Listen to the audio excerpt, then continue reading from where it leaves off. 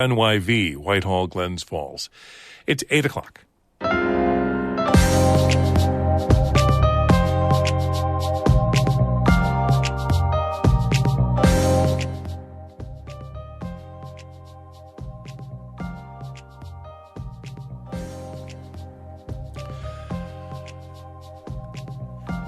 This is Northern Light for Tuesday, February 26th. Democrats in the legislature have voted down a plan for redrawing congressional maps. Karen DeWitt has the details coming up. Historians are trying to tell a truer story of the U.S. by including the vital role of black people. Adirondack researcher Connor Williams says it's essential these accounts aren't lost to history. To make a national myth, to make a national story, you have to forget so many things that don't fit into that. But to make a people strong, I think you have to remember the diversity of our past. Also, the life of North Country native Ann Winthrop coming up. It's 60 degrees in February. We hear from folks in Canton and Potsdam about what they think of this weird winter weather. I feel like I can never plan anything because I don't even know if there's going to be snow. I'm unfortunately familiar with the phenomenon of the late April snowstorm. In my opinion, spring needs to start at the beginning of April. Also, Kitty O'Neill of Cornell Cooperative Extension joins us for a new segment to get the latest on agriculture in our region. All that's coming up on Northern Light. Stay tuned. Broadcast of Northern Light here on North Country Public Radio is supported by Long Run Wealth, an SEC-registered investment advisor in Lake Placid, providing comprehensive wealth management, retirement, and financial planning solutions. LongRunWealth.com, and by Fisher, Bissett, Muldowney, and McCardle, attorneys and counselors at law with offices in Malone, Tupper Lake, and Saranac Lake. 800-941-5001.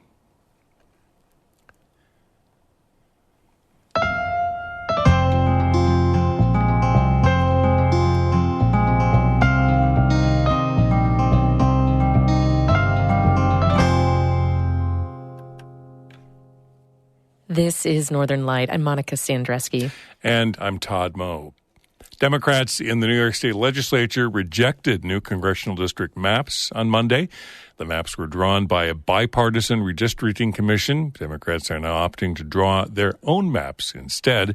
From Albany, Karen DeWitt has details. Democrats rejected the maps. Ayes 17, nays 40. The bill is defeated. The maps were approved 9-1 by the bipartisan Independent Redistricting Commission back on February 15th. They left largely intact the maps drawn 2 years ago by a court-appointed special master. Those maps are believed to have contributed to 4 congressional seats in New York flipping from Democrat to Republican in 2022, resulting in the GOP's narrow hold on the U.S. House of Representatives. But Deputy Senate Majority Leader Mike Giannaris says that's not why the Democrats voted down the maps. There are a number of constitutional defects in the lines. If you look at it, they clearly engaged in incumbent protection, which is prohibited by the Constitution. It was actually bipartisan incumbent protection, which is interesting, which explains how they got out of there with bipartisan support. There are numerous county cuts, which are also prohibited by the Constitution. There are communities of interest that are not properly reflected in the line. So there's plenty of defects. Minority Party Republicans who backed the commission's maps objected. Senator George Borrello says the Democrats' decision to draw their own maps undermines the will of the voters. They passed a constitutional amendment in 2014 that set up the bipartisan commission to draw new lines. Because the reality is, we don't really care what the people think. We care what the political outcome is at the end. And that's what this is about. It's taking it away from the people, taking away the choices that they made. The 2022 special masters maps were the result of a court battle where the state's highest court rejected lines drawn by the legislature's Democratic majority, saying they were gerrymandered to benefit the Democrats. Now, in 2024, that court has new leadership. Court of Appeals Chief Judge Rowan Wilson wrote the dissenting opinion when the court threw out the lines drawn by the Democrats. Next, the Democrats will once again draw their own congressional district maps. Senator Giannaris denies that the new maps, which are still being worked out, will benefit Democrats more than the commission's maps. He says that's illegal under the state's constitution. At the end of the day, if we come up with a map that respects communities of interest, deals with keeping political boundaries intact, and deals with some of the issues that we think are flawed in the map that was presented to us. Hopefully the courts will agree. They will have to act quickly. Petitioning for federal, state, and local primary elections begins Tuesday. Gianera says instead of postponing the start of petitioning, the legislature will likely move to require fewer total signatures to qualify for the ballot. He says he hopes the new lines can be in place by the end of the week. In Albany, I'm Karen DeWitt for the New York Public News Network. Plans for a battery storage facility in Racket Lake have been abandoned. National Grid had proposed a $50 million energy storage site in the Adirondack community. The company says it would have helped prevent power outages in the region, but the project got a lot of pushback from the community. Some people worried about the risk of lithium-ion battery fires, which are especially challenging to put out. According to the Adirondack Explorer, National Grid said the battery facilities are safe and essential to the future of clean energy. The company said it doesn't have alternative plans for a battery facility, though it plans to build a new substation in the area when the weather warms up. Governor Hochul says she'd be on board if President Biden decides to crack down on the southern border. WNYC's John Campbell reports for the New York Public News Network. Hochul was among a group of governors who met with the president at the White House. It came amid reports that Biden may use his executive authority to make it tougher for people to seek asylum at the southern border. In a statement, Hochul says she told Biden she'd support the move. New York City is providing shelter to tens of thousands of migrants seeking asylum in the U.S. Governor Hochul and Mayor Eric Adams have warned it's not financially sustainable. Some congressional Democrats oppose the idea of a unilateral border crackdown. Bronx and Queens Representative Alexandria Ocasio-Cortez says seeking asylum is, quote, a legal right of all people. In Albany, I'm John Campbell for the New York Public News Network.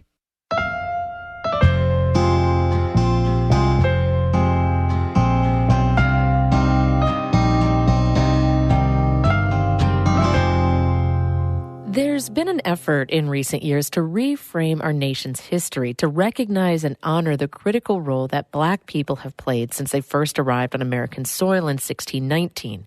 Adirondack historian Connor Williams has been part of that push, refocusing the narrative of American history to highlight Black stories. One of the people he's researching now is Ann Hampton Northrup, who was born in Hudson Falls and later worked in Saratoga Springs.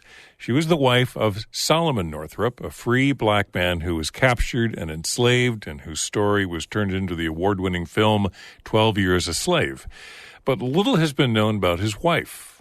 Williams spoke with our Adirondack reporter Emily Russell about his research on Ann Hampton, who is also the focus of his upcoming lecture in Westport in mid-March. She was born free, which is very important, in upstate New York, in Washington County, actually, in the 1810s. And she grew up largely apprenticing in kitchens around Saratoga Springs area. She had three children, and her husband was all of a sudden gone. He was able to get a message back early in his captivity and his enslavement, letting them know that he was alive. And that gave her some hope and determination to keep going, but keeping her family fed, growing, educated on a single woman's paycheck while her husband was vanished is really an inspiring story. What remains of her story? Like, how do we know today what her life was like back then, and what records are there of her life? There are very few, and I'm still doing research into those records. I'm hoping to find more. The census can be an incredible help. It's almost a trite phrase that historians start with the census, but that tells you so much about someone, where they were, and she shows up in many of the census years from this era, either with Solomon or without him when he's been enslaved. So you start with the census, and then you think about what she did. And we know she was a cook, and a highly sought-after cook, especially in summer resort towns.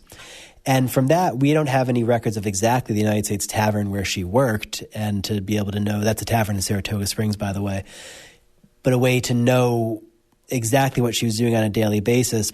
And then we also know about the allies that did help keep finding Ann Northrup work. She did move down to New York City because she needed more consistent work, and how she was able to parlay, if you will, early abolitionists and communities of free people of color into mutual support. There is no unemployment, no welfare.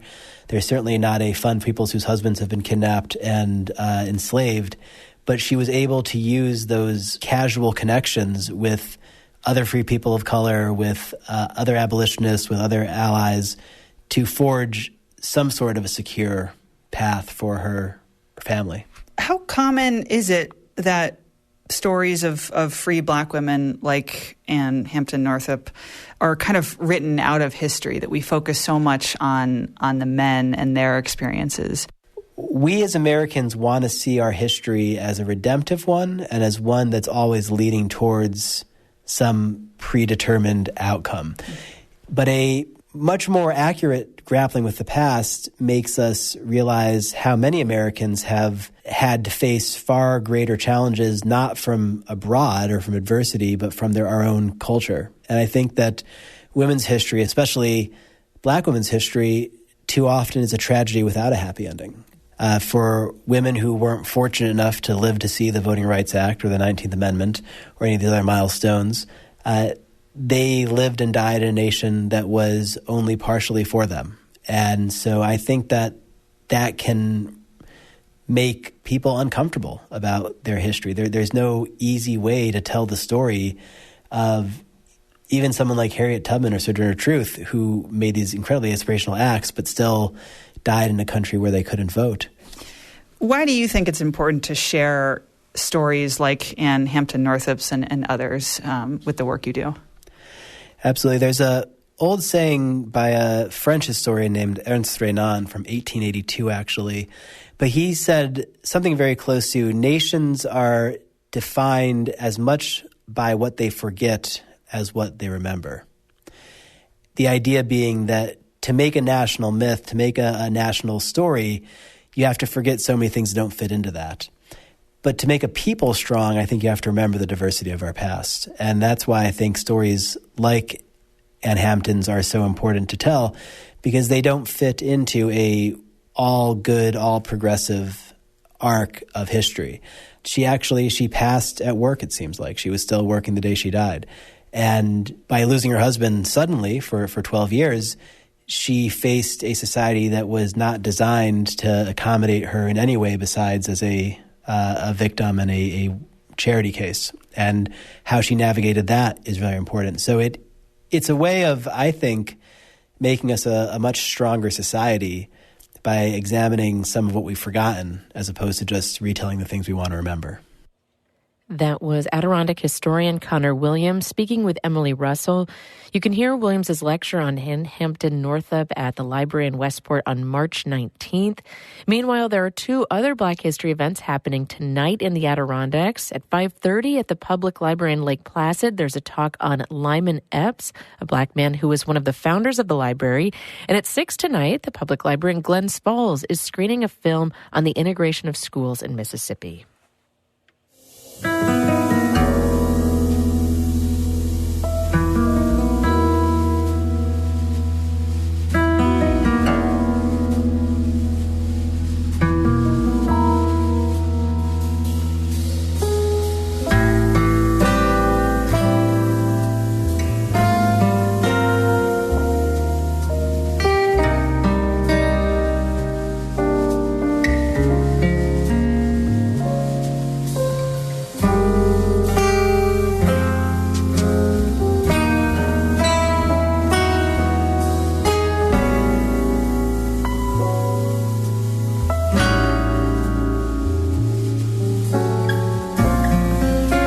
You're listening to Northern Light here on North Country Public Radio. It's 8:14. Good morning. I'm Todd Moe. And I'm Monica Sandreski. Coming up, we'll check in with Kitty O'Neill of the Cornell Cooperative Extension to find out how our region's farmers are faring here in February. That's coming up in just a few minutes here on Northern Light.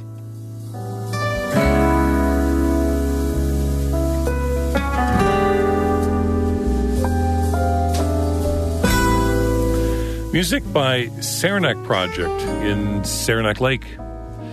Northern Light is supported by Long Run Wealth, an SEC-registered investment advisor in Lake Placid, providing comprehensive wealth management, retirement, and financial planning solutions. LongRunWealth.com. And Fisher, Bissett, Muldowney, and McCardle, attorneys and counselors at law with offices in Malone, Tupper Lake, and Saranac Lake. 800-941-5001.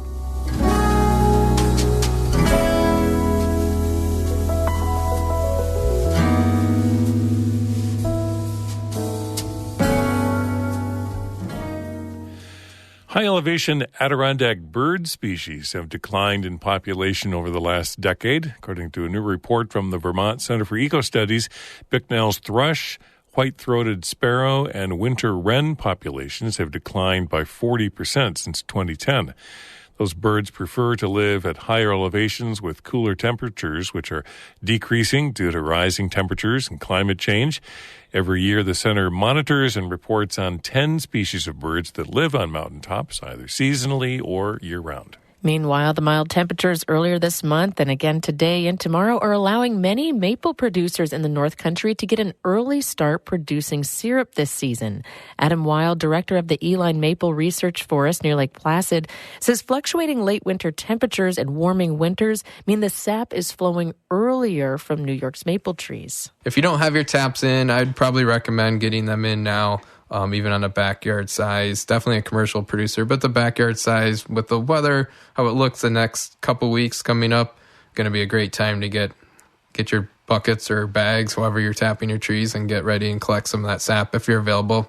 I mean, it wouldn't surprise me if we have sap flow for a couple weeks and then it freezes up for a couple weeks after that. That could certainly be a possibility. So, if you're busy this next couple weeks and you don't have the time to do that, you're not ready to collect, it's not the end of the world.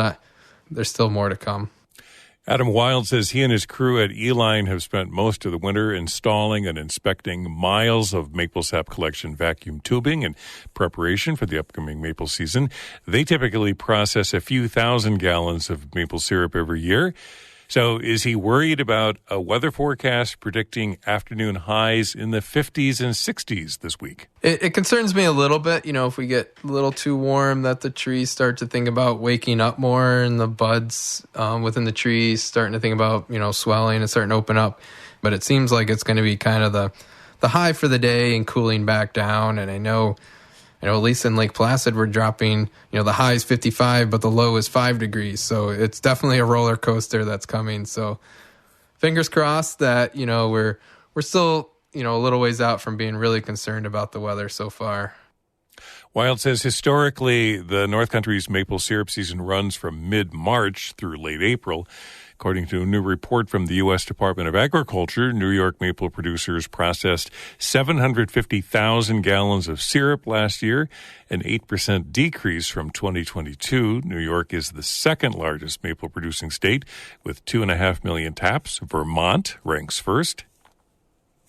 Many maple producers around the North Country will open their sugar shacks to the public during the annual Maple Weekends. That's March 16th and 17th and March 23rd and 24th. There's more information on the website, mapleweekend.com. Okay, our news interns were curious what your neighbors make of this mild weather. Aaron Stickney, Zach Jaworski, and Skylar White caught up with folks at the universities in Canton and Potsdam. My name is Ben Cabot. I'm from Stowe, Vermont, and I'm a sophomore at St. Lawrence. The skiing's been really good and then really bad. It's been very cold and then very warm.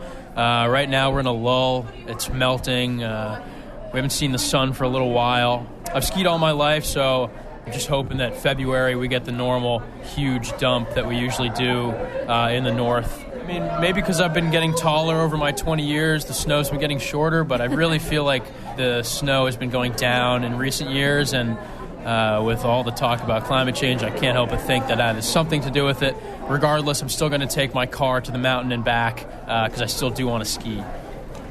I'm Naveen Reddy. I'm from Andhra Pradesh, which is located in India. I have done my undergraduate over there. Now I am pursuing Masters in Clarkson University in Data Science program. Winter, this was our first snowfall environment which we visited. The first month, like when it started falling snow, we were enjoying it. Literally now we are facing some trouble while walking on the roads when it was slippery. But rest, everything, it looks good. Awesome. But we are not used to this kind of coldness actually. My name is Lexi Lee. I'm a sophomore here at St. Lawrence University, and I am from Manhattan, New York. I'm unfortunately familiar with the phenomenon of the late April snowstorm. In my opinion, spring needs to start at the beginning of April, and the April snowstorm absolutely sucks. So I feel like, you know what, as long as, you know, we have a white Christmas and then like a decent amount of snow from like January to the end of March, I think that's a good amount of time for, you know, me to get my skiing done. It's good for the environment. I would be a great snow miser, in my opinion. Humbly, you know, might I say, because I would make it white Christmas and then I would, you know, make sure that winter ends at an appropriate time. My name's Jonathan Hoos. I'm an electrician at Clarkson. I'm originally from Potsdam. It's definitely more mild. A lot less snow. It's I guess it's been nice. My kids play hockey, and we usually will be able to skate outside earlier than we have been this year. The ice obviously hasn't been very good for outdoor activities. But have you found it easier to sort of get to hockey games now because the weather's been a little bit nicer? Absolutely. I haven't had to put my studded tires on. My name's Richard Haller. I am from DeKalb Junction, New York, and I'm majoring in technological communications. I feel like the weather used to be more consistent, but that's definitely changed in the last couple of years, and especially this year, I feel like I can never plan anything because I don't even know if there's going to be snow, which is not something I would have worried about a few years ago. So my name is Kimberly Gomez. I currently go to school in Clarkson University, but I'm from Long Island, New York, so it's a little down south, about like 7 hours. And I think the weather has been a little bit better this year in terms of not as cold. I remember the last spring semester I was here, it was like negative for weeks, but in a way that's kind of bad because that means it's getting warmer. And there's not as much snow anymore, like the grass is coming out, which is kind of scary because I grew up sledding and snowball fights and snowmen, so definitely remember a lot of snow before. So it's kind of sad how it's getting warmer and kind of disappearing down there. That was Ben Cabot, Naveen Reddy, Richard Haller, Jonathan Hoos, Lexi Lee, and Kimberly Gomez. This story was produced by our new news interns, Aaron Stickney, Zach Jaworski, and Skylar White.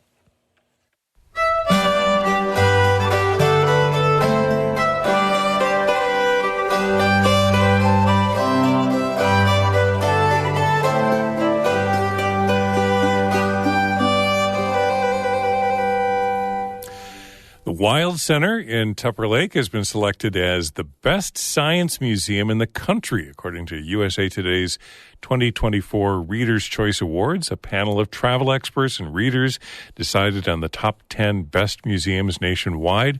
According to the Adirondack Daily Enterprise, the Wild Center surpassed the Franklin Institute in Philadelphia and the Exploratorium in San Francisco. The director of marketing at the Wild Center, Nick Gunn, told the paper, quote, "It's not just about being named the best, it's about showing the world what the Adirondacks are made of." To celebrate, the Wild Center is inviting everyone to come for a free community day, Saturday, March 9th from 10 a.m. to 5 p.m. Libraries in the North Country are hosting solar eclipse-themed events from now until mid-April and offering free eclipse glasses to the public while supplies last. According to a press release from the North Country Library System, events include guest lectures, story times, and making pinhole cameras for safe viewing. Some libraries are hosting viewing parties the afternoon of the total solar eclipse on Monday, April 8th. You can find out more from your community's local library. The free eclipse classes are provided by the Space Science Institute in Boulder, Colorado.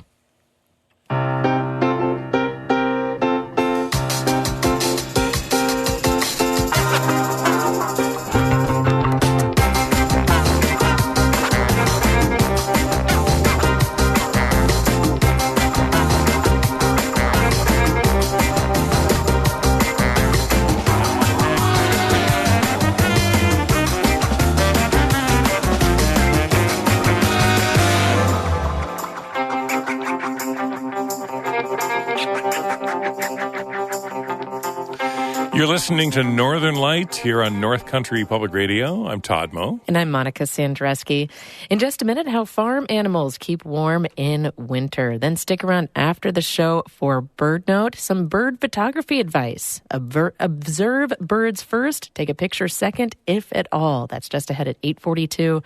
First, Todd has a look at the weather for us. Nice. Highs today around 60, maybe a bit windy. Winds out of the south with gusts up to 30, 35 miles per hour at times. According to the Weather Service, partly cloudy, maybe an isolated rain shower today and tonight. Lows overnight around 50, and then tomorrow about an 80, 90% chance of rain showers, highs near 60 again on Wednesday. It's going to get colder on Thursday again, highs in the 20s with sunshine, and then we'll see temperatures in the 40s and 50s starting on Friday. Right now in Canton, sunshine, 52 degrees. Crops and livestock are a big part of the economy of the North Country, so we're starting a regular segment on Northern Light to check in on what's going on with agriculture and farmers in the region.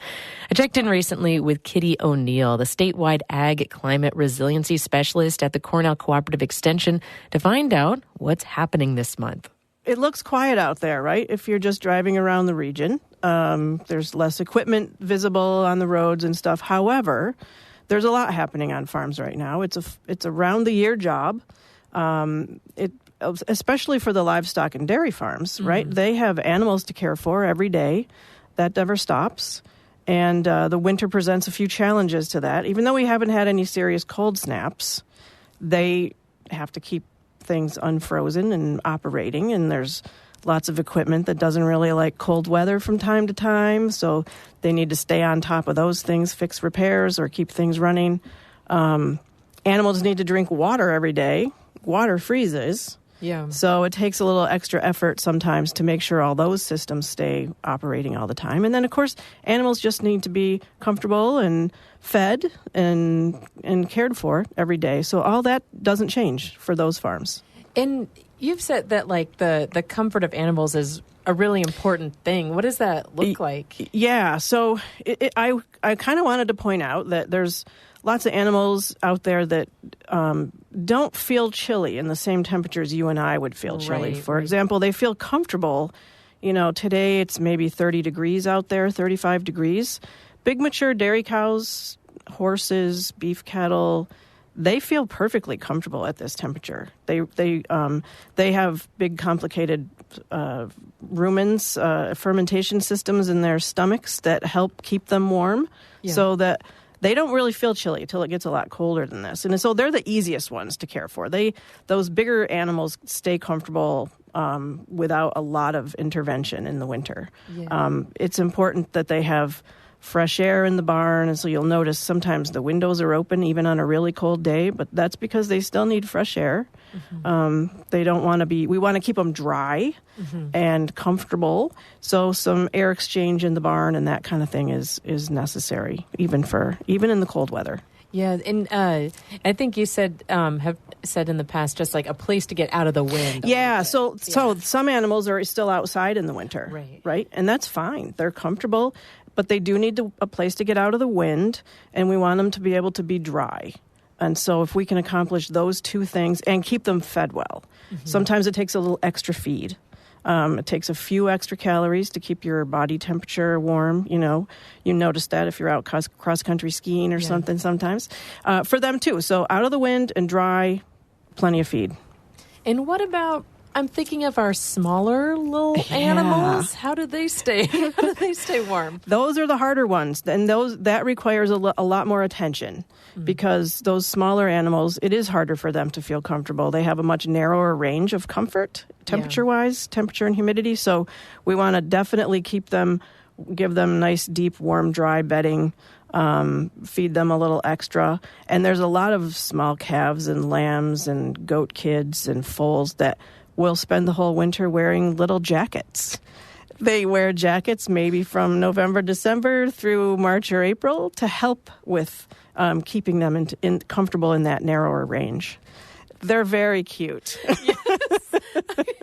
Can you describe the sock jacket. So I do know a sheep farmer rather, who recycles used smart wool socks into jackets. But there are special made little jackets, polyester fleece, and then of course a dairy farm would need maybe a couple dozen of these jackets, right? And those are special purpose purchased just for that use, and probably not made out of smart wool socks. Right.